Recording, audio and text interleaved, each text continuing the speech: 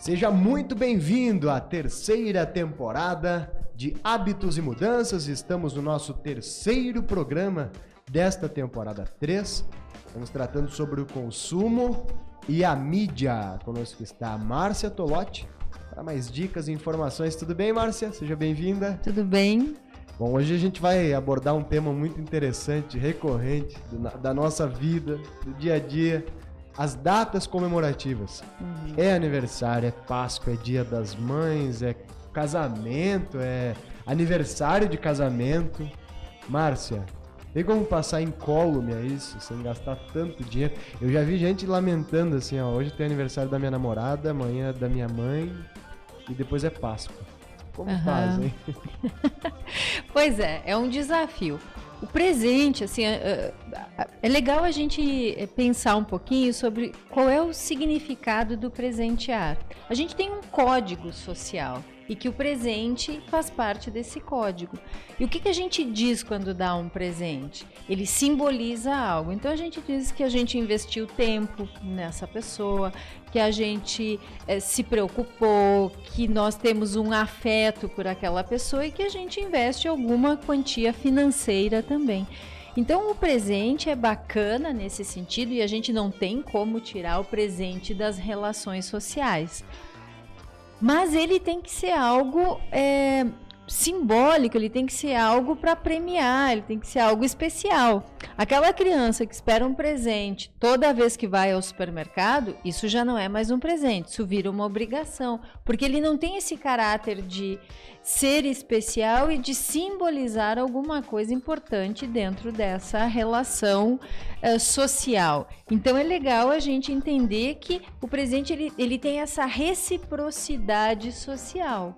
Né? A gente vai dar um presente, em algum momento a gente recebe um presente, então isso é bacana. A gente trabalha muito com a questão da educação infantil aqui no programa e as crianças costumam colocar valor financeiro no presente, Márcia. Por exemplo, a criança gosta mais de ganhar brinquedo do que roupa, né? Como sim. Trabalhar com isso com o aluno, assim, para que ele entenda isso que tu tá falando do valor intrínseco do presente, do presentear, e não necessariamente o valor financeiro, né, daquilo que ele está ganhando. A gente tem que entender que, por exemplo, o mercado ele funciona através das datas também comemorativas e isso se transformou num grande comércio e as crianças são acionadas, obviamente, nos presentes, digamos, ou nos brinquedos, inclusive mais caros. Então, a gente tem falado aqui no nosso projeto, né, Linha de Chegada, que faz parte da campanha Consumo Saudável.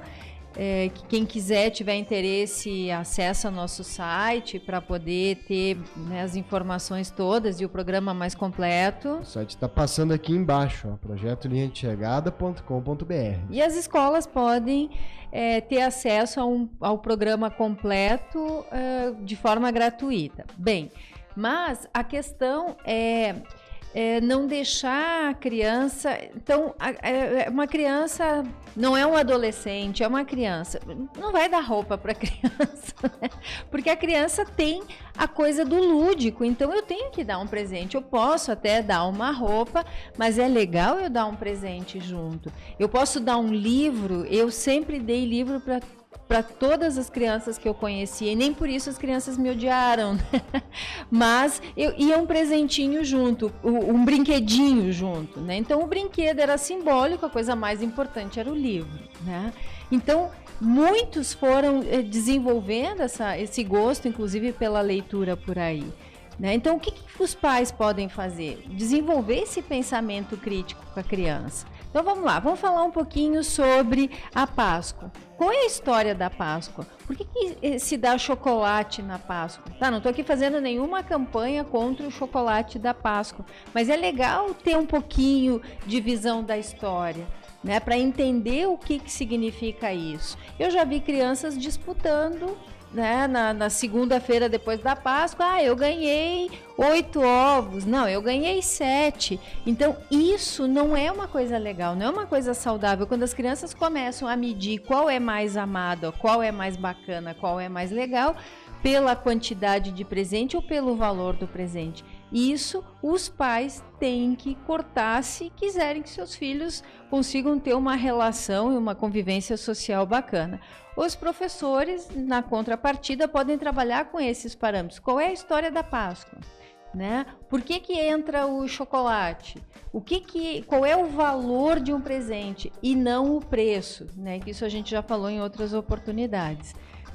A gente fala, né, principalmente nessa temporada, em relação à relação do consumo com a mídia. Talvez, Márcia, seja um momento de maior ataque, né? As datas. Sim. A mídia trabalha muito forte, Páscoa, Natal principalmente, mas tem crescido muito Dia dos Namorados, né? Tem crescido muito Dia das Mães, como datas apelativas comercialmente. Como fazer para que, principalmente as crianças, fiquem alheias a isso? É um bombardeio gigantesco, né, Márcia? A gente tem que fazer uma força-tarefa muito grande para tentar imunizar as crianças desses apelos de consumo e do impacto que isso tem na questão da própria formação de personalidade delas, como a gente já vem falando, né, nos outros episódios.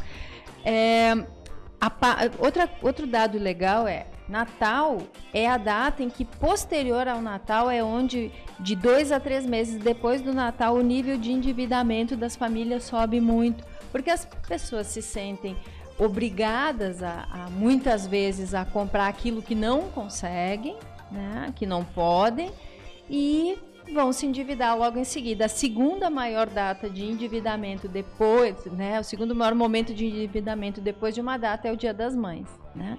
Então a gente tem que entender que a gente sim vai participar desse código social, mas a gente não precisa se endividar.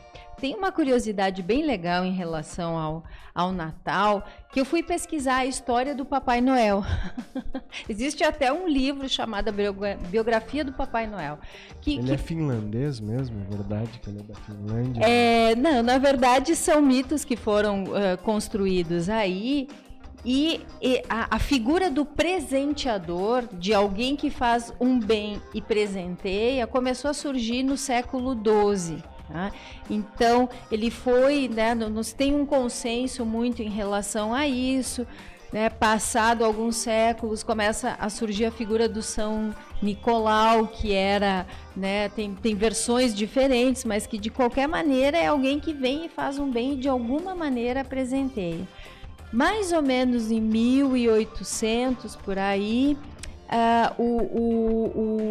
as relações comerciais começam a usar essa figura associando com uma data, no caso, o Natal.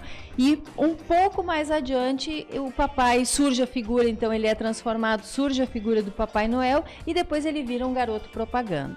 Né? Então, a partir desse momento, a gente já entra num looping de nem saber o que acontece. Tem até música homenageando o Papai Noel ao contrário, né? Banda gaúcha aí que já fez música xingando o Papai Noel. Enfim, é um bombardeio para as crianças. Tem atividades práticas, Márcia, para que o pessoal trabalhe em relação a isso em escolas, com a gurizada, para que se dê um pouco mais de valor ao presente, mas um outro tipo de valor mais sentimental do que financeiro? Eu acho que é sempre essa questão, assim, o que um presente quer dizer? Se aquele presente falasse, o que ele diria para a pessoa que está recebendo? Então, é uma brincadeira, mas é para entender um pouco o significado disso. Então, os professores trabalhar, por exemplo, vai fazer redação pesquisando a história da Páscoa, a história do Natal, de onde vem isso, qual é o significado disso, o que mais que pode fazer de prático? Por que não trabalhar com as crianças nessas datas, por exemplo, na escola, para que as crianças, ao invés de comprar algo e que aquele presente diga algo, por que eles não podem fazer, crianças menores fazer cartões, como muitas vezes fazem, e adolescentes poder fazer redação? Primeiro, faz uma redação dirigida para o pai no Dia dos Pais, para a mãe no Dia das Mães. Por quê? Primeiro, o brasileiro, todos nós estamos precisando treinar a escrita, tá mais preparado na questão do português, né?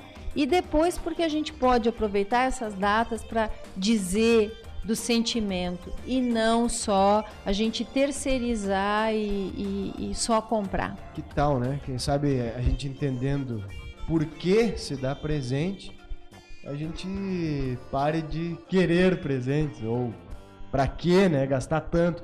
Aliás, acho que a pessoa, quando faz essa transição, né, da adolescência pra vida adulta, dá muito mais valor à questão do presente e começa a ver o quanto custa, né? Porque acho que quando a gente é criança, a gente só quer ganhar mesmo, né, Márcia? É difícil pra gente entender isso. Olha, talvez eu não vá ganhar um presente tão bom dessa vez. Então a gente só quer um presente bom mesmo.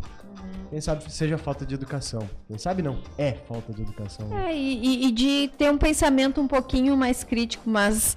né, somos esperançosos, né? As coisas tendem a melhorar. Para ajudar a mudar essa mentalidade. Márcia, muito obrigado. Até a próxima. Até a próxima. A temporada 3. Isso aí. Todos os programas estão no nosso YouTube, estão à sua disposição. Tem a live do Facebook. Tem o projeto Linha de Chegada no site, que a gente já, inclusive, divulgou aqui o link. Pode baixar o e-book lá. Tem atividades práticas, enfim. Fique à vontade para entrar em contato com o pessoal do Projeto Linha de Chegada ou com a Márcia, que além de tudo é uma das grandes atletas da corrida de rua deste estado do Rio Grande do Sul.